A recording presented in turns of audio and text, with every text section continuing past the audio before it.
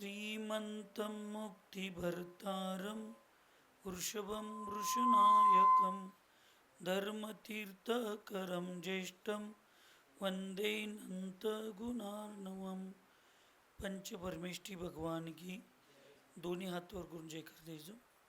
अहिंसामय विश्वधर्म की, सिद्धांत शास्त्र की, परमपूज्य आचार्य भगवान सकल कीर्ती महामुनि राज की, संत शिरोमणी चारित्र चक्रवर्ती प्रथमाचार्य शांती सागर जी महाराज की, संत शिरोमणी आचार्य गुरुवर विद्यासागर जी महाराज की, मम दीक्षा गुरुप्रात स्मरणी शांत मूर्ति वासल रत्नागर आचार्य गुरुवर सन्मति सागर जी महाराज की, 3,9 करोड़ महामुनि राजों की आज के आनंद की.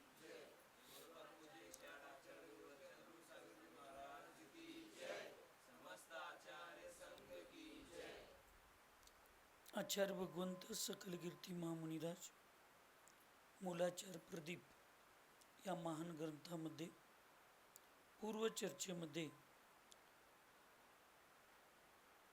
जो मनरूपी उत्कृष्ट राजा आहे तो समस्त जीवांना दुःख देणारा अशा कषायरूपी चोरांच्या सेनेनं काय झालेलं आहे, विभागलेला आहे, म्हणजे त्याला घेरलेला आहे.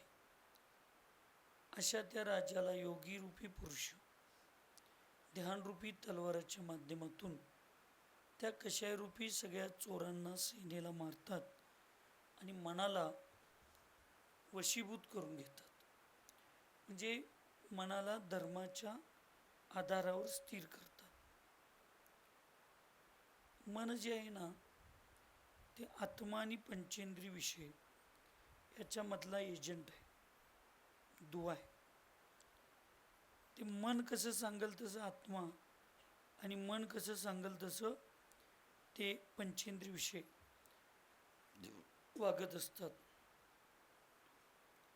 भगवान बाहुबली आणि प्रथम चक्रवर्ती भरत हे दोघे सख्खे भाऊ, सख्खे म्हणजे सावत्र भाऊ, आणि हे दोघेही अत्यंत शूर बलवान, दोघेही तद्भव मोक्षगामी.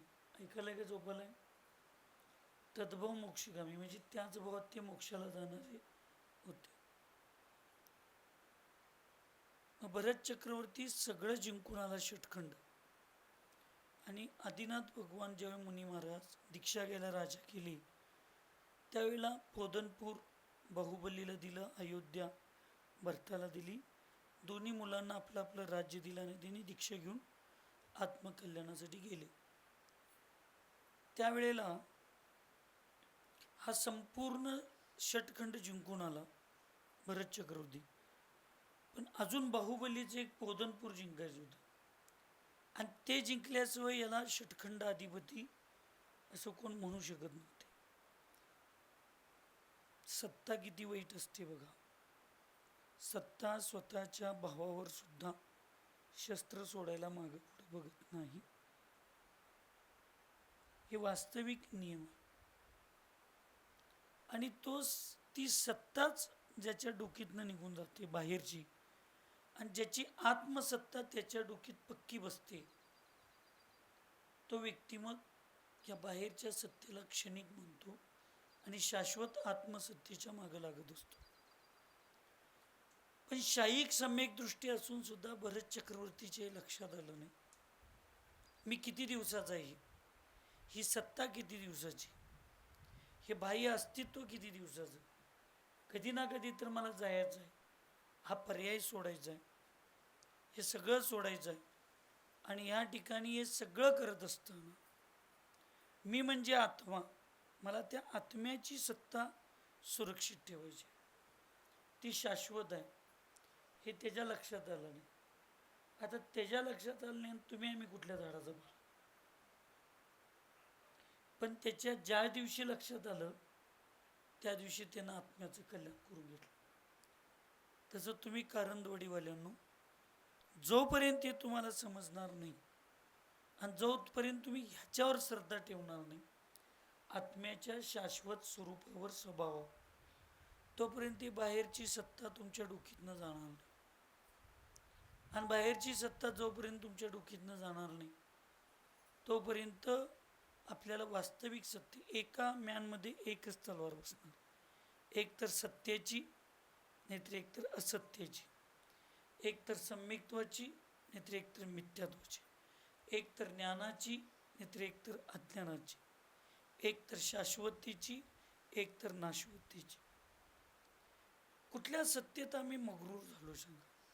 प्रत्येकजण, घरगुती, भावकी, समाज, राजकारण, सगळ्या ठिकाणी. आजच्या राजकारणी लोकांना तर जमिनीवर पायच ठिकाणं. 40 वर्षाच्या पूर्वी लोकांनी बांधलेले, 70 वर्षाच्या पूर्वी बांधलेले अजून बिल्डिंगला कुठं धक्का नाही.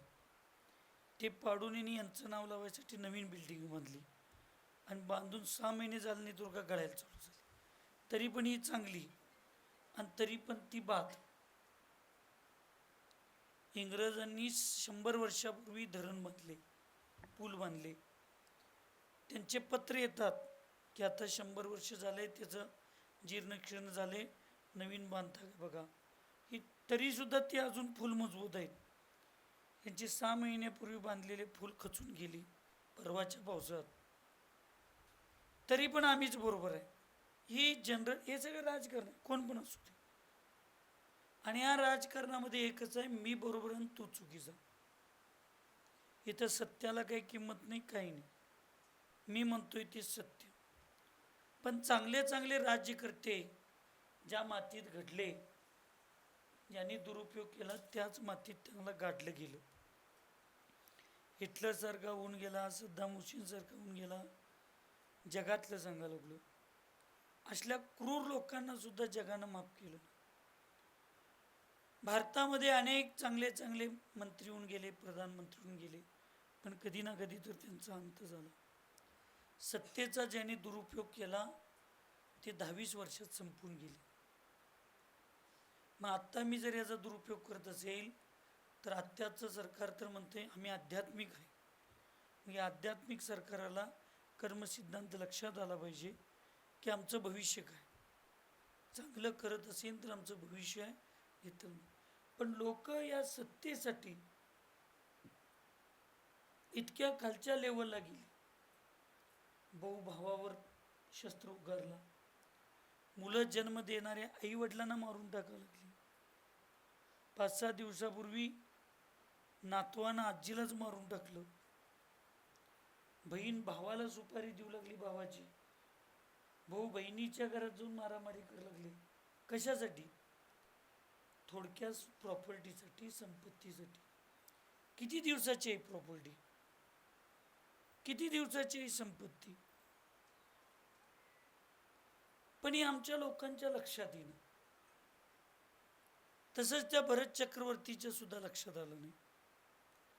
पण ही युद्ध ज्यावेळी चालू झालं, करायची वेळ आली, त्यावेळी त्याचे जे मध्यस्थी होते, मेडिटर, मी काल पण सांगितलं होतं, मळ्यातल्या मेडिटर तुम्ही कसं पाहिजे. जे मेडिटर असतात, ज्यांच्याकडे धर्म असतो, ज्यांना धर्मच करायचा आहे, सत्यच स्वीकारायचं आहे, ते मेडिटर होऊ शकतात. मेडिटरचा अर्थ असतो न्यायाधीश. दोघांचा ऐकायचा आणि सत्याच्या बाजूनं निर्णय देत असताना असत्याच्या लोकांना सुद्धा सत्य पटवून देण्याचा विचार करायचा असतो. त्यांना निग्लेक्ट करायचं नसतं धर्माच्या स्थानामध्ये.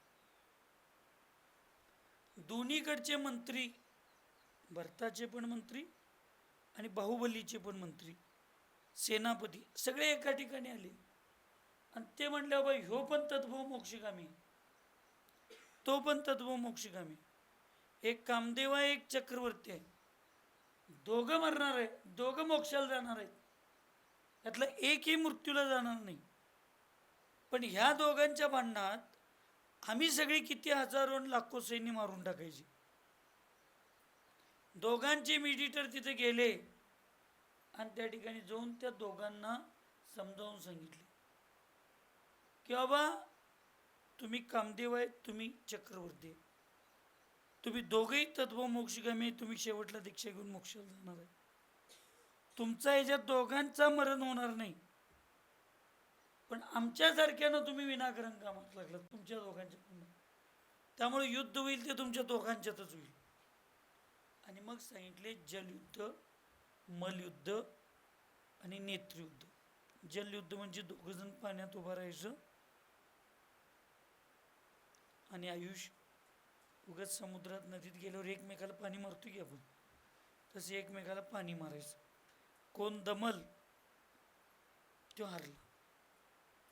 नेत्रयुद्धामध्ये एकमेक टक टक आंखों से इशारा हो गया, तसं बघायचं नाही.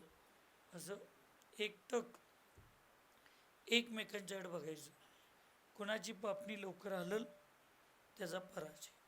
बिट्टूला किती समाधान वाटलं गाणं म्हटल्यानंतर. परत मलयुद्ध म्हणजे कुस्ती. या 3 युद्धामध्ये कोण जिंकल किंवा 3 पैकी 2 युद्धात कोण जिंकल तो विजयी, बाकीचे पराजय. दोघांनी मान्य केलं. जलयुद्धात पण बाहुबली जिंकले, नेत्रयुद्धातही बाहुबली जिंकले, मल्लयुद्धातही बाहुबली जिंकले. सत्य स्वीकारून भरत शांत बसायला पाहिजे होता, पण सत्तेची महत्वाकांक्षा एवढी वाईट असते, ती नातं रक्त काही सत्य असत्य बघत नाही. महाभारतात बघा, पांडवांच्यावर विजय मिळवून हस्तिनापूरचं राज्य मिळवण्यासाठी त्या विधवा कुंतीला म्हणजे त्या आईला सुद्धा त्या 5 पांडवांच्या बरोबर लाक्षागृहामध्ये जाळून टाकायपर्यंत ह्या कौरवांची बुद्धी भ्रष्ट झाली. म्हणून वास्तविक सत्ता कुठली खरी आहे, धर्म काय आहे, मी म्हणजे कोण, कोण प्रदीप खोत, कोण अभिनंदन खोत, किती वर्षाचे आहेत. प्रदीप खोतांना त्यांच्या पंजाचं नाव माहिती आहे का विचार. अभिनंदन खोतांना त्यांच्या पंजाचं नाव माहिती आहे का विचार. त्यांच्या संपत्ती तुम्ही खायला लागलाय. त्यांचं नाव आम्हाला माहीत नाही. आमचं नाव आता पुढं कोण लक्षात ठेवणार आहे, कितवी पिढी ठेवणार आहे. नातवापर्यंत लईतले लक्षात राहील, पंतू लक्षात ठेवेल, त्याच्या पुढच्या पिढीचं आम्हाला माहीत नाही, त्याने आम्हाला लक्षात ठेवणार नाहीत. हा नियम आहे, ऐकायलाच का दीपेश. हां, त्यामुळं आम्ही लोक ह्या ठिकाणी, त्याचा काही संबंध नाही, वाऱ्याचा आहे, वारा थांबवून याचा. हां नाही, वारा थांबव 5 मिनिटं. सांगण्याचा उद्देश काय आहे, कुठल्या नावासाठी आम्ही मरायला लागलो सांगा. शाळेतल्या 5-10 लोकांना माहिती आहेत, पोरांना पहिल्यापासून या 70 वर्षात किती राष्ट्रपती झाले आणि किती पंतप्रधान झाले. तुम्हाला आम्हाला माहीत नाही. राष्ट्रपतीला लोक लक्षात ठेवणार 70 वर्षात, पंतप्रधान लक्षात ठेवणार. तुम्हाला छत्रपतीनं ते पेट्रोल पंपाच्या पुढं कोण ओळखत नाही. आणि आमचा एवढा शहाणा कोण नाही. घरात नाही ज्वारी बाहेर करतोय जमादारी, अशी अवस्था आहे आपली. असं नाही चालत, लक्षात ठेव. का चालत नाही, वास्तविक सत्तेचा अर्थच कळला नाही.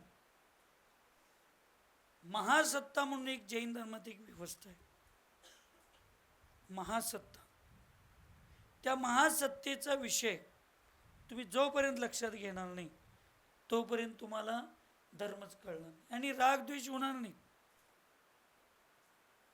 तात्याला बायको महाराष्ट्रात मिळाली आणि शिरगुप्पीला गेला. इकडं काय ओसाड पडलं होतं कुणास ठाऊक. आत्ता एक ओसाड पडलं, ठीक आहे, त्यावेळेला काय होतं, पण गेला शिरगुप्पीला तात्या.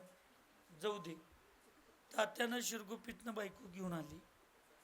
मला सांगा, शिरगुप्पीतले ग्रामपंचायतीचं नाव कमी झालं.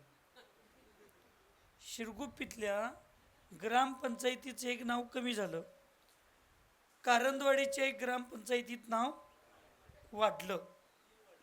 3 होय, 3 आणलायचा. आणल्यावर एकच वाढले की परत ते पुढचं काय विचारायचं, अजून त्याला वेळ आहे. आता फक्त आणायपर्यंतच लक्षात ठेवायचं. हां, ते आणल्यावर काही दिवसांनी वाढले. आता आणलं एक झालं, शिरगुप्पीतलं एक कमी झालं, म्हणजे कर्नाटकातलं एक कमी झालं, महाराष्ट्रातलं एक वाढलं. भारताच्या अपेक्षेनं काय वाढलं आणि काय कमी झालं? भारताच्या अपेक्षेनं सांगा बघूया, काय वाढलं काय कमी झालं? तसं मनुष्यगतीतला जीव मेला, त्याच्या परिणामान त्याच्या कर्तृत्वानं देवगती, नरकगती, तिर्यंची गती, अन्य कुठल्या तर मनुष्यगतीत जाऊन तो काय झाला? जन्मला. मनुष्यगतीतलं एक कमी झाला, देवगतीतलं एक वाढला. पण 3 लोकात जीवांची जी संख्या आहे त्या संख्येमध्ये काय कमी झालं आणि काय वाढलं? काय कमी झालं नाही, काय वाढलं नाही.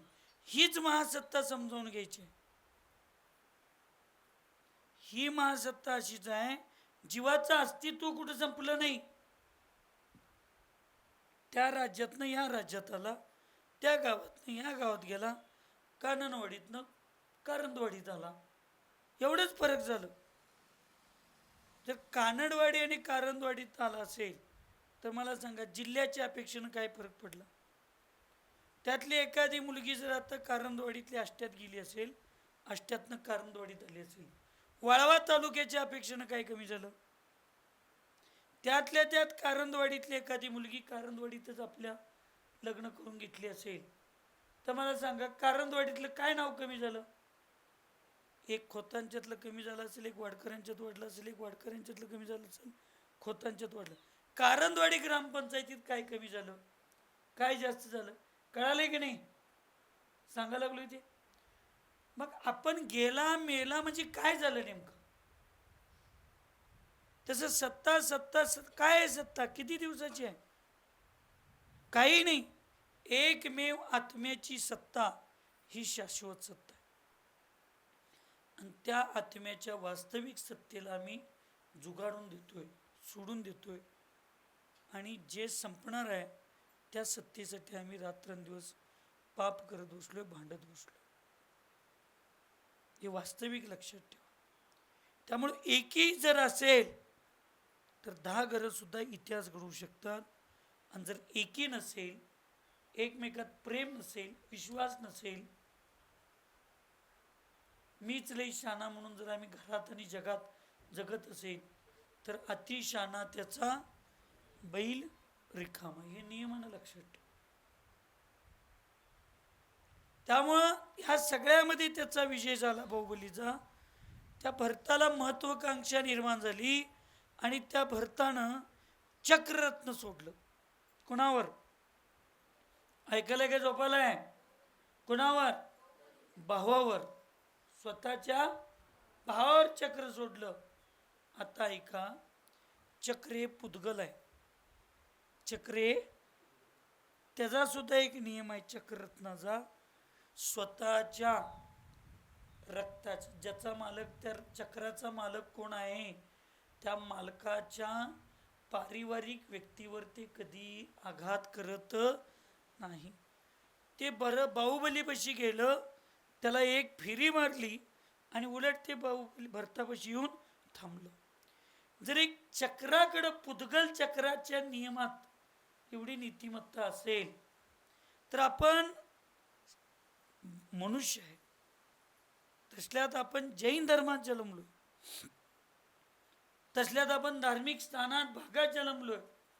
आणि आपण एक अर्धा गुंठा घराचं शेतासाठी, अर्धा एकर शेतासाठी, 1-2 गुंठ्याच्या जागेसाठी, 1-2 तोळ्याच्या सासू सासऱ्यांच्या सोन्यासाठी जर आम्ही घरातली एका परिवारात जन्मलेली भाऊ आणि जन्म काढायला आलेले आम्ही जावा ज्याच्यात आमचं परिश्रम कष्ट काही सुद्धा नाही, अशा प्रॉपर्टीसाठी जर आम्ही भांडत बसलो तर मग तुम्ही कष्ट करून मिळवलेलं तुम्ही दान किंवा तुम्ही दुसऱ्याला काय देणार आहे? काय देणार आहे आपण?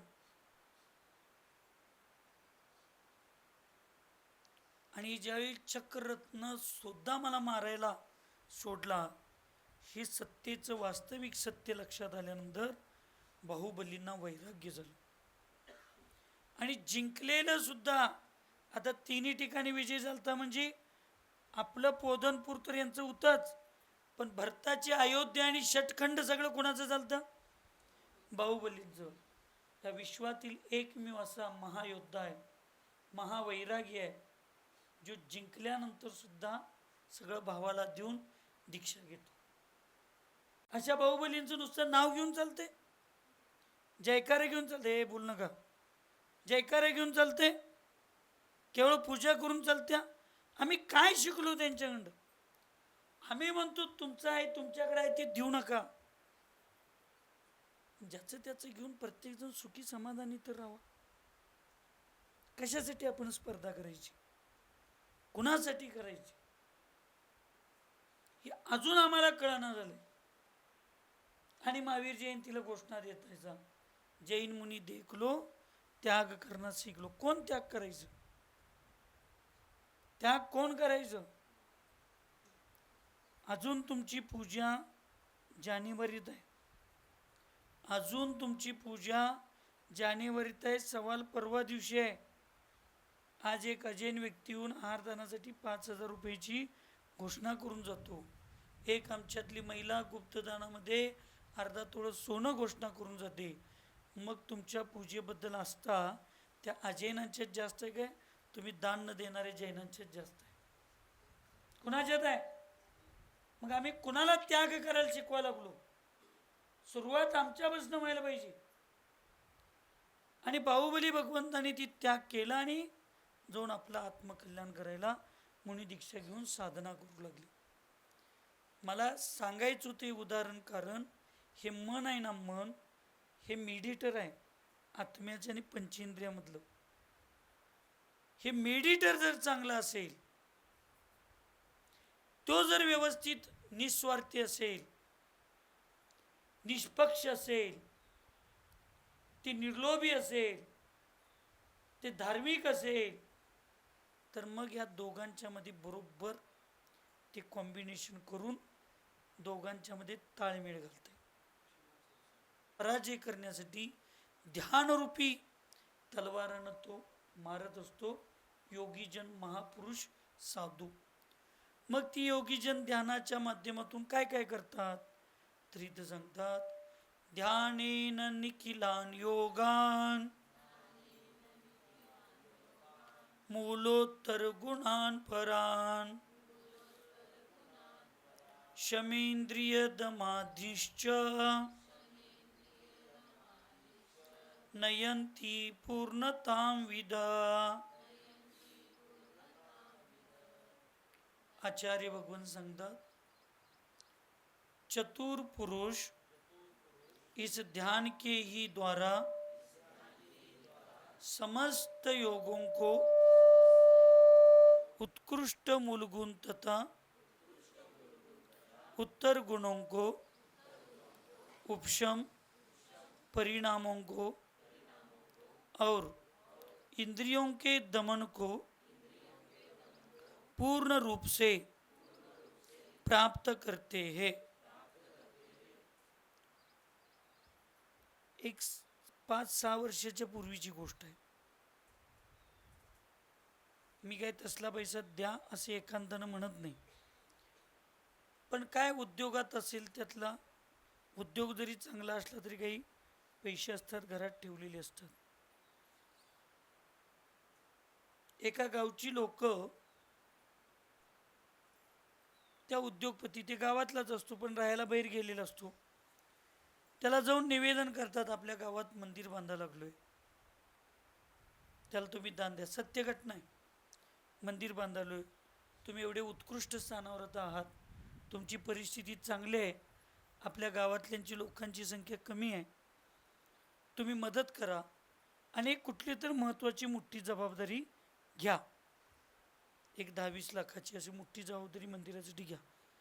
तो नाही म्हणला, माझ्याकडे पैसे नाहीत, असं नाही तसं नाही, अमुक नाही तमुक नाही, मी काय पैसे मंदिर बांधायसाठी कमवलोय काय? मग नास्तिक असल्यागत होता, धर्मावर श्रद्धा नव्हती, जैन. पुढं बरोबर 1 महिना गेलं, महिना 1.25 महिने, त्याच्यावर रेड पडली. काय पडली? घरातले 90-95 लाख रुपये सरकारी जमा झाले आणि त्याच्यावर केस झाली. परत ते मिटवायला 5-25 लाख रुपये खर्चाची वेळ आली. त्याही तो म्हणला निदान त्यातले 5-25 लाख रुपये मी मंदिरासाठी बांधायला जरी दिलो असतो तरी निदान तेवढं तर नाव माझ्या आई वडिलांचं शिल्लक राहिलं असतं. आणि यदा कदाचित तिथं दिलो असतो तर माझ्यावरील रेड पण मी धर्मात पैसे दिलो नाही म्हणून बहुतेक देवानं माझ्याशी हे खेळ केला. शेवटी त्याला कर्मसिद्धांत स्वीकारावा लागला. काही घेऊन जाणार नाही, लक्षात ठेवा. कारंदवाडीतल्या बायकांनो, तुम्ही आज कितीही सोनं नवऱ्याला त्रास देऊन घ्या, तुम्ही मेल्यानंतर परत तुमच्या 2 मुलांच्यात आणि सुनांच्यात भांडणाचं मूळच आहे ते. म्हणजे तुम्ही मागं संपत्ती ठेवून गेला नाही, भांडणं ठेवून गेलाय. तुम्ही कितीही पुरुषांनो रात्रंदिवस राहा, कितीही मिळवून ठेवा मुलांना, तुम्ही मेल्यावर 20-25 दिवस 1 महिना सुद्धा तुमची मुलं तुमचं नाव 7 बाऱ्यावर ठेवणार नाही. तुम्ही मिळवलेल्यातलंच 10-20 हजार रुपये देतील त्या अधिकाऱ्यांना आणि पहिलं माझ्या बाबाचं नाव खोडून टाक म्हणून सांगतील. जोपर्यंत तुमच्या हातात आहे तोपर्यंत तुमच्यासाठी काहीतरी करा. आणि तुमच्यासाठी एकच शाश्वत आहे, तुम्ही धर्मात केलेलं आणि गोरगरिबांच्या सेवेसाठी चांगल्यासाठी केलेलं जे वापरचिला तेवढंच तुमच्या नावाला सुरक्षित आहे. बाकीचं काय नाही. काय आहे मुलींचं? परवा खंडे राजुरीत मी सांगितलं, लग्न झाल्यानंतर मरूपर्यंत लाडू, कानुलं, पाळणा, खाट, गादी, बारस, जावळ हे सगळं असं हनुमानाचे शिफ्टीगत लागते. आयुष्यभर मुलीला किती जरी केला तर काही कमी पडत नाही, म्हणजे संपत नाही. हे संसारातलं आणि हे सगळं पापाला निमित्त आहे, सगळं. पण तिथं तर विधान होतं, हे पंचकल्याण आहे. इथं मूर्तीची शुद्धी, मूर्तीला शुद्ध करायचं, विधीला शुद्ध करायचं. ह्या सगळ्या क्रिया सुवर्ण सौभाग्यवती बरोबर करण्याचा मान फक्त अष्टकुमारिकांना.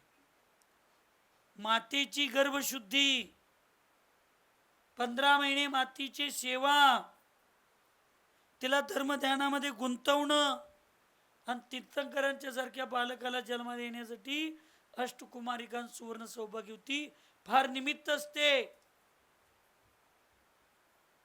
फार मोठी निमित्त असते ती. अशा आपल्या घरात जन्मलेल्या मुलीला जे आई वडील लग्नाच्या अगोदर एकदा अष्टकुमारिका करतात आणि लग्नाच्या अगोदर आपल्या बोटाला हाताला धरून एकदा शाश्वत सम्यक शिखरजीची सिद्धक्षेत्राची यात्रा घडवतात, तेच खरे आई वडील आहेत म्हणून शास्त्र सांगतं. लक्षात, तुम्ही शिक्षणासाठी लाखो रुपये खर्चा आणि त्या मुलगीला अध्यात्मासाठी, धर्मासाठी, अष्टकुमारिका होण्यासाठी लग्न झाल्यावर तुम्ही 10 कोटी देतो म्हटलं तर तुमच्या मुलगीला कुणी अष्टकुमारिका करणार?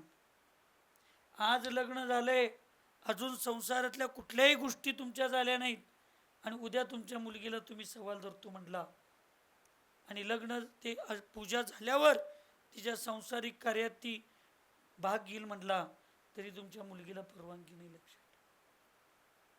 आणि इथं तर संस्कार करायचे आहेत भगवंतांचे. हे वास्तविक काय आम्ही संकट घेऊन जाणार आहे, काय आमच्याबरोबर असणार आहे. म्हणून जोपर्यंत आहे तोपर्यंत त्याचा आपल्यासाठी, आपल्या धर्मासाठी, आपल्या पाप केलेल्या पाप कर्माला फेडण्यासाठी, भविष्यातल्या पुण्यकर्मासाठी उपयोग करा. पैसे नसलं तर कर्ज काढून घर बांधतो आपण, 5-10 वर्ष घर कर्ज फेडायला 8-10 वर्ष राबतो. इथं कर्ज काढून तर आम्ही कर्ज सवाल धरा म्हणत नाही, भाग्य म्हणत नाही. आहे त्या शिलकीतली 1-2 पावत्या मोडलं तरी चालते. 1-2 वर्ष मी फक्त प्रापंचिक कोणतंही आता नवीन सुख भोगणार नाही एवढं जरी ठरवलं तरी 2-4-5 लाख रुपये खर्च केला.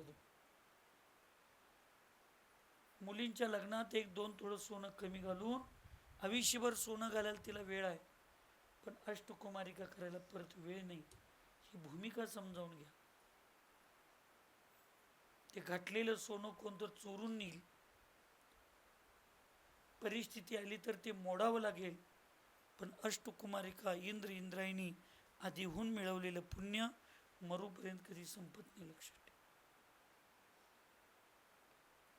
म्हणून चतुर पुरुष, इथं मुनी महाराजांच्या अपेक्षेनं सांगितलं, तुम्ही तुमच्या श्रावकांच्या चतुर यथार्थ ज्ञानी, धार्मिक, ज्याला सत्य कळलंय असा चतुर पुरुष या ध्यानाच्या माध्यमातून समस्त योगांना, योग म्हणजे काय, मन, वचन आणि काय, या सगळ्यांच्यावर विजय मिळवून उत्कृष्ट मूलगुण, जे साधूंचे 28 मूलगुण असतात किंवा तुमच्या श्रावकांचे 12 मूलगुण असतात, या सगळ्यांना पालन करून उत्तर गुणांचं पालन करून उपशम परिणामको, कषायांना उपशमित, कषायांचा त्याग करून कषायांना कमी करून, इंद्रियांना दमन करून पूर्ण रूपाने त्या ध्यानाला प्राप्त करतात आणि कर्माची निर्जरा करीत असतात. श्रावकांच्या मुख्य 6 क्रिया असतात: देवपूजा, गुरुपस्ती, स्वाध्याय, संयम, तप आणि दान. आपण केलं पाहिजे. धर्म कळल्यानंतर, धर्म शिकल्यानंतर मला नेमकं काय करायला पाहिजे हे जर मला कळलं नसेल तर माझा धर्म करून उपयोग काय?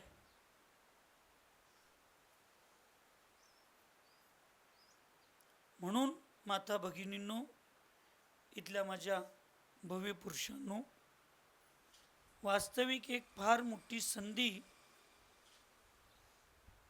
परिग्रह सोडण्याची पण आणि त्याच्यातून पुण्य मिळवायची पण, आणि एक वैयक्तिक आपल्या जीवनाला एक चांगली दिशा, चांगलं वळण, एक विचार चांगला करून इथून पुढं तरी पापापासून वाचण्याचा आणि एक सातिशय पुण्याचा बंद करण्याची एक फार चांगली संधी तुम्हाला आम्हाला मिळालेली आहे.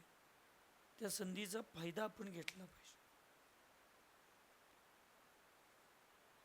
ज्यावेळी संधी येते, फायदा येते, त्यावेळी आपण संधीचा फायदा नाही घेतला तर काय उपयोग आहे? एक गाव होतं, गाव कुठलं ऐकू येईना, कारंदवाडी. आणि त्या कानडवाडी म्हणालाय, हां कारंदवाडी गावामध्ये सगळी लोक चांगली, धार्मिक आहेत का नाहीत? आहेत ना. आपणच आपल्या लग्नात तांदूळ टाकून घेत नसतोय.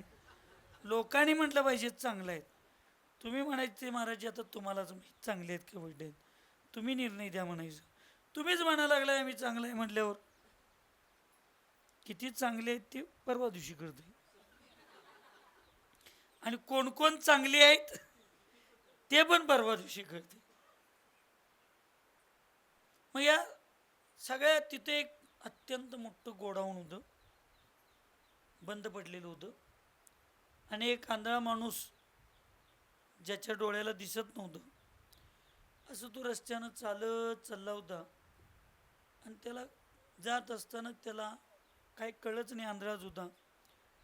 तो एकदम त्या दरवाजा उघडा असणाऱ्या त्या मोठ्याच्या मोठ्या गोडाऊनमध्ये शिरला. जुनं गोडाऊन बंद होतं, जाळ्या वगैरे झालेलं होतं. आणि मग तिथं तो शिरल्यानंतर पुढे गेला आणि भिंतीला थांबला. त्याच्या लक्षात आलं आपण कुठं तर फसलोय. पण तो हुशार होता. का विचारा, आयुष कारंदवाडीचा होता. तो माणूस काय होता, हुशार होता. कारण तो कुठला होता, कारंदवाडीचा. जाता जाता मला चुना लावतात आणि गावाला लावायचं, गावकडे जगाला. माझ्यासारख्याला मला विचार करायला लावला असं तुम्ही, गावातल्यानं काय करायला लावत अच्छीला कोणाष्ट. मग ती भिंतीला हात लावला, हुशार होता, त्याच्या लक्षात आलं याचा कुठं ना कुठं तर शेवट असणार आहे, याच्यातनं बाहेर पडायला कुठं ना कुठं दरवाजा असणार आहे म्हटला. आणि त्या भिंतीला हात लावत लावत लावत लावत चाला लागला. बरोबर दरवाजा जवळ आलता. गंगू कसबी डिग्रजची बरोबर दरवाजा जवळ आला आणि याला ती सगळ्या त्या जुन्या ह्याच्यात गेल्यामुळे अंगाला खाज सुटली होती. तिथं बरोबर दरवाजाचा जवळ गेला आणि भिंतीचा हात सोडला आणि अंग खाजवायला चालू केला. पण चालायचं काय बंद केला. ते खाजवून परत भिंतीला हात लावूपर्यंत चौकट दरवाजा निघून गेला. परत आणि चौकटीपर्यंत आला. परत तिथं आल्यावर त्याला खाज सुटली. परत तो हात लावला, परत खांजळा लागला. चालायचं बंद केला नाही, तसंच पुढं गेला. परत चौकट निघून गेली. असं 3दा झालं. चौथ्यांदा म्हटला कुठं तर आपलं चुकते. आणि चौथ्यांदा ज्यावेळी खाज सुटली त्यावेळी तो खांजळला, पण चालायचं बंद केलं. आणि चालायचं बंद करून तो खांजळायचं बंद झालं. परत भिंतीला हात लावला. 4 पावलं पुढे गेला. दरवाजा मिळाला. तो त्याच्यातनं बाहेर पडला. कारंदवाडीवाल्यांनो, असं धर्मात आंधळ होऊ नका.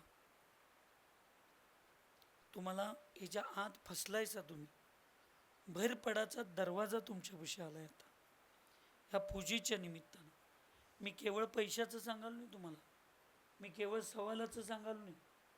राग, द्वेष, ईर्ष्या, मत्सर, तिरस्कार, मोह या सगळ्याला कमी करा. तुमच्यापेक्षा 1000 पटीनं पैसा मिळवणारी लोक पण मिली. तुमच्यापेक्षा 1000 पटीनं मोठा परिवार असणारी लोक पण गेली. आम्ही कुठे टिकणार आहे? आम्ही कुठेही टिकत नाही याच्यात. या भारताच्या नव्हे, सांगली जिल्ह्याच्या स्पर्धेत सुद्धा आम्ही कारंदवाडीवाले कुठेही लागणार नाही. हे वास्तविक सत्य आहे. म्हणून थोडं वास्तविक सत्य स्वीकारून ह्या राग, द्वेष, ईर्ष्या, मत्सर, तिरस्कार या सगळ्या दुर्गुणातून बाहेर पडून चांगले गुण मिळवण्यासाठी ही पंचकल्याण पूजेची एक संधी तुमच्या आमच्यापाशी आलेली. हे सगळं थोडं करत असताना लागलेलं पाप फेडायसाठी ह्यातनं थोडं आलेल्या पैशाला, थोड्या पैशाला खर्चून दान करून एक चांगल्या सन्मानानं जगायचं आणि सन्मानानं मरायसाठी एक चांगली संधी आपल्यापाशी देवानं दिलेली आहे. पुण्याईनं तुम्हाला सगळ्यांनाही मिळालेली आहे. जसं योगी महाराज ह्या ध्यानाच्या माध्यमातून समस्त कर्माला आणि पापाला संपवतात, तसं ध्यान आणि अध्ययन हे साधूंचं जसं मुख्य लक्षण आहे, तसं श्रावकांचं मुख्य लक्षण पूजा आणि दान आहे. लक्षात ठेवा. काय काय? पूजा आणि या दोन्ही गोष्टी करून तुम्हाला तुमचं जीवन उज्ज्वल बनवण्याची एक अत्यंत सुंदर संधी आहे. त्याचा तुम्ही फायदा करून घ्या. म्हणजे एक दिवस आपल्या परिणामांच्या माध्यमातून कर्माची निर्जरा होईल आणि दिलेल्या दानातून पुण्य संपादन झालेल्या पुण्यातून आपल्याला भविष्य चांगलं उज्ज्वल होईल आणि दोन्ही ठिकाणी आपल्याला मोक्ष मार्गासाठी आणि शाश्वत सुखासाठी आपल्याला भविष्यातली आपली दशा योग्य होईल. मग योगीजन ध्यानाच्या माध्यमातून अशुभ कर्मरूपी पर्वताला कसं तुकडं तुकडं करतात? तर आचार्य सांगतात, सध्यान वज्रघातेन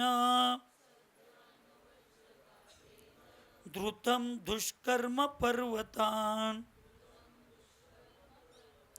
सार्धम मोहादि वृक्षै पापयन्ति शतचूर्णताम. आचार्य भगवंत काय सांगतात बघता?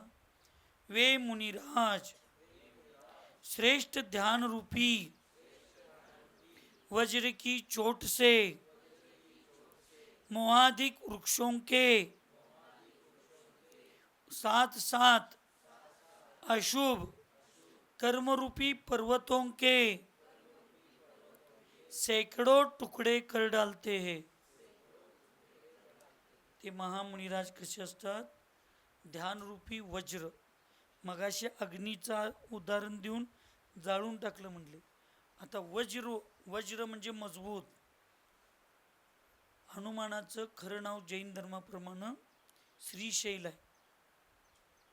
ते जन्म झाल्यावर त्या विद्याधर विमानातनं खाली पडले, त्यावेळी डोंगरावर पडले. त्या डोंगराची तुकडं झालती नुकता जन्मलेला पोरग पडल्यावर, कारण ते तद्भव मोक्षगामी होते. त्यामुळे त्यांचं शरीर वज्रऋषभ नारद सहन नव्हतं. पार्श्वनाथ तीर्थंकर होते, मोक्षगामी होते. त्यांच्या शरीरात वज्र नाराज सहन शरीर होतं, हाडं होती. त्यामुळे त्यांच्यावर कुणाचा उपसर्गाला त्रास व्हायचा संबंधच नाही. पंचकल्याण पूजेमध्ये तुमच्यात किती तारखेला आहे पंचकल्याण पूजा? 11 जानेवारीला आहे. काय सांगताय? बरं, त्यांना वाटलं मला ऐकायला आलं नाही वाटतं. हां, 11 जानेवारीला पंचकल्याण आहे. 13 जानेवारीला ऐका तुम्ही, भगवंत तीर्थंकर बालकाचा ज्यावेळी जन्म होतो आणि त्या तीर्थंकर बालकांना ज्यावेळी जन्म कल्याण अभिषेक करण्यासाठी मेरू पर्वतावर सुमेरू पर्वतावर घेऊन गेले जातात, त्यावेळी सौधर्मेंद्र कोण होतील परवा दिवशी ते सौधर्मेंद्र तिथं मोठमोठ्या योजन मोठ्या कळसांनी अभिषेक करत असतात. त्यावेळी त्यांच्या मनात शंका येते की आत्ता जन्मलेलं बालक आहे आणि एवढ्या मोठ्या 1108 कळसा 1008 कळसाने मी अभिषेक करायला लागलोय, त्या बालकाला त्राप होईल की नाही? तुम्ही लोक घरात लहान मुलाला आंघोळ घालताना नाऊ घालताना असं जर तांबे असेल, गरम पाणी असेल किंवा एक तुमचा घडू मोठा असेल तर मध्ये हात लावताय की नाही? त्या डायरेक्ट पोरग्यावर लहान बालकावर ते पडू नये, सगळीकडे पसरून पडावं म्हणजे त्याला करताय की नाही? काय त्याला पण बायका आहेत? नवऱ्याला दिवाळीला तर आंघोळ घालताय की नाही? वय तर म्हणा, नाही तर म्हणा, घालताय ना का? शिरगुप्पी घालताय की नाही? मला ती 3चा आकडा काही कळला नाही म्हणताना 3 नावं वाढल्यात म्हटले एकदम. मला ती काही कळलं नाही, मागणं समजावून घेतो घ्या म्हणताना विचारलो.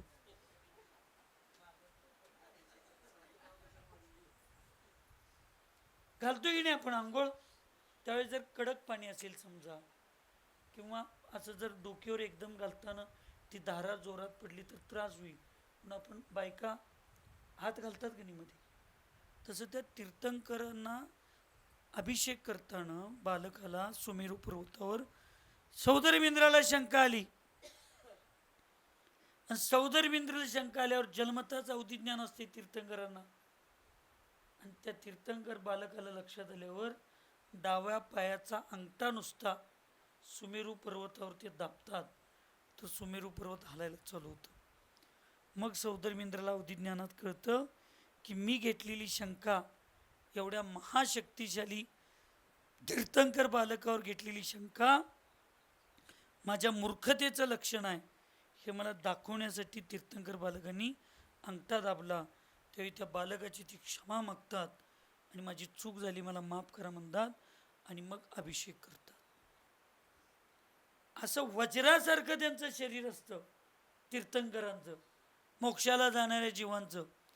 आणि मग ध्यानरूपी वज्रानं चोट म्हणजे मारून मोहाधिक वृक्ष हे तर त्यांनी नष्ट करतातच, पण सोबत अशुभ कर्माचे जे पर्वत असतात, कर्मरूपी पर्वत म्हणजे अनंत कर्माचा जो साठा असतो, त्याचे सुद्धा शेकडो तुकडे करून त्या पर्वताला सुद्धा म्हणजे त्या पर्वताची सुद्धा तुकडे करतात. मोक्ष मार्गस्य नेतारम भेतारम कर्म भूभृताम ज्ञातारम विश्वतत्वानां वंदे. हे आमचे मोक्ष मार्गातले साधू जे आहेत ना, हे खरे आमचे जैनांचे नेते आहेत. मोक्ष मार्गस्य नेतारम, मोक्ष मार्गाचे नेते दिगंबर मुनी महाराज, केवल ज्ञानी अर्यंत परमेष्ठी, कर्म भूभृताम, कर्मरूपी पर्वताचे तुकडे तुकडे करतात. ज्ञातारम विश्वतत्वानाम, विश्वाला सगळे जाणणारे अशा भगवंतांची मी पाया पडतो. कशासाठी? वंदे, मी दर्शन घेतो. कशासाठी? तद्गुण लब्धे, त्यांच्यासारख्या गुणांची प्राप्ती मला येऊ दे, माझ्यात होऊ दे म्हणून. अशा भगवंतांची मूर्तीला भगवतेचं स्वरूप देण्याचं काम जिथं होतं त्याला पंचकल्याण पूजा म्हणतात. विचार करा, एका साध्या सोसायटीच्या ग्रामपंचायतीचा चेअरमन आणि सरपंच होण्यासाठी 22 लाख रुपये आम्ही सहज खर्चतो. त्याच्यात आणि दारू प्यायला देतो, मांसाहार खायला देतो, नको ते सगळे पाप करतो, तरीसुद्धा त्याची गॅरंटी नाही सरपंच होण्याची. पण नाना, इथं जर तुम्ही 5-10 लाख रुपये खर्चला तर जी सौदरमिंद्राची खुर्ची आहे ती कधी ना कधी तर खरोखरच्या सौदरमिंद्राला तुम्हाला प्राप्त होऊन करायला निमित्त ठरेल. नसेल तर तुम्हाला मोक्षाला जाण्यासाठी तर एक ना एक दिवस ती नियमानं निमित्त ठरेल. कारण एका मूर्तीवर, दगडाच्या, पाषाणाच्या, पंचधातूच्या, तुमच्यात तर पंचधातूची मूर्ती आणायचं ठरले ना, 27 इंची पंचधातूची मूर्तीवर संस्कार करायचा आहे. किती मोठं पुण्य. चतुर्मुख मानस्तंभातल्या मूर्तीवर संस्कार करायचे, विधिनायक मूर्तीवर संस्कार करायचे. आणताना तुम्ही पिशवीतनं घालून आणताय, पॅन्ट शर्टवर घालू शकताय, पण पूजा झाल्यानंतर त्या मूर्तीला पालखीमध्ये आणि डोक्यावर नेऊनच विनयानं घ्यायचं आहे. कारण ती मूर्ती राहत नाही, ती 6व्या दिवशी भगवंत झालेली असतात. एक मूर्तीला भगवंत करण्यासाठी आज एका खुर्चीसाठी आम्ही 22 लाख रुपये खर्चतोय. चुकून निवडून आलो तर गॅरंटी नाही 2-4 महिन्यात कोणतं अविश्वास ठराव, कुठं दाखला अपात्र, काय ते दाखला चुकीचं काही खेळ करून तुम्हाला उतरू शकू त्यात. तुम्ही म्हणू शकत नाही माझं 20 लाख खर्चलंय दे. पण हितं तुम्ही तुमच्या जीवनात सौदर्म इंद्र, ईशान इंद्र, कुबेर इंद्र हे सगळे महान महान पद आहेत. याच्यासाठी तुमच्या जीवनातल्या थोड्या द्रव्याचा उपयोग केला, थोडं समर्पण केला तरी आत्मा परमात्मा झाल्याशिवाय राहणार नाही. अशी दानत, अशी श्रद्धा, अशी भक्ती पूर्ण या कारंजवाडीतील हाडातील लोकांच्यावर येऊ देत. आणि एकही सवाल बाहेर न जाता सगळे सवाल तुम्हालाच मिळू देत. आणि तुम्ही सगळेजण अत्यंत भक्तिपूर्वक, श्रद्धेपूर्वक, समर्पणपूर्वक ही पूजा करून आज मूर्तीची प्रतिष्ठा करत असताना तुमच्या आत्म्यामध्ये गुणांची प्रतिष्ठा होऊ दे आणि तुमचा आत्मा सगळ्यांचा परमात्मा म्हणू दे. एवढीच मंगलमय भावना करून सुखी रहे सब जीव जगत में, कोई कभी न घबरावे, वैर पाप अभिमान छोड़ जग, नित्य नहीं मंगल गावे. ओम नमः. सबको क्षमा, सबसे क्षमा.